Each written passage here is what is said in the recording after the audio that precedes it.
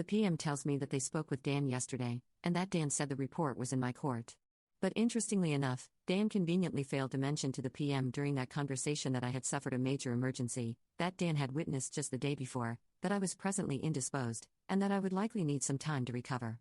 Not to mention, Dan had never communicated to me prior to the emergency that the report was ready for me to review. He kept saying he had one more task to complete, so screw him. Despite the chaos and trauma of that terrible event, I feel a renewed sense of gratitude for my life, my freedom, and the everyday privilege of being alive and surrounded by a supportive community. And I feel even more protective of it now. Things can change in an instant in ways that you couldn't possibly imagine. I truly do not have any more time for BS. And for this reason, I feel absolutely justified in #canceling Dan from my life.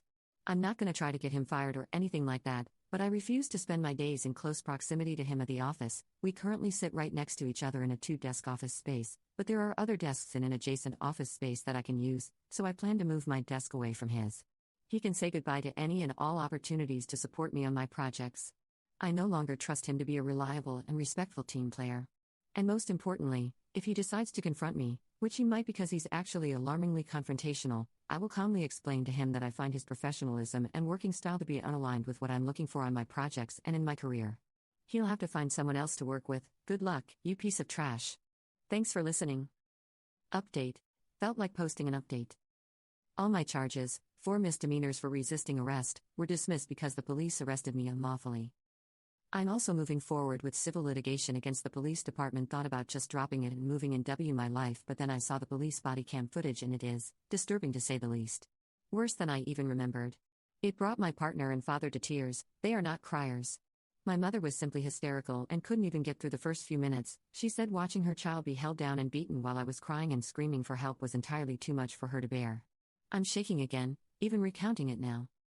Dan still works at my company, but we don't work together on anything anymore. I heard he got put on a PIP, but no one really confirmed that me, which is probably the appropriate course of action. I just stay out completely of his business. I'm doing great at work. I've always felt good about my job/performance BC. As I mentioned in the original post, I love my coworkers and my work really matters to me. I also stopped drinking/smoking and am currently 10 days sober, which has been amazing for my productivity and my mental health. Still addicted to nicotine, damn signs, but that's the next thing to go, taking it one step at a time. Thanks to all the kind internet strangers for your support. Apparently my story will soon be made public to the media, but hopefully you don't hear about it. BC. The video is still mortifying for me, even though I clearly did nothing wrong, other than panic, which isn't really wrong, given the circumstances. Plus then my identity will be exposed and I'll have to make a new Reddit account. Hope Dan doesn't have Reddit and find this, but at this point he knows what I think about him. Hi Dan.